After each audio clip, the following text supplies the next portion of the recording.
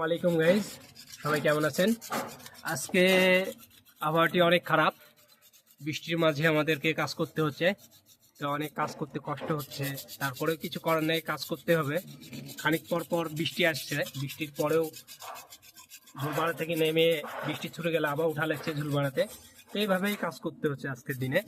তো অনেক আবহাওয়া খারাপ আজকে, আকাশে অনেক মেঘলা আকাশ। তো কিছু করার নেই, এভাবেই সারাদিনটা কাজ করতে হবে হয়তো। কিন্তু কাজ করতে অনেক ভালো লাগছে আজকে, কেননা অনেক রোদ থাকে প্রতিদিন, আজকে রোদ নাই, আজকে অনেক সেবা। তো এইভাবেই কাজ করছি।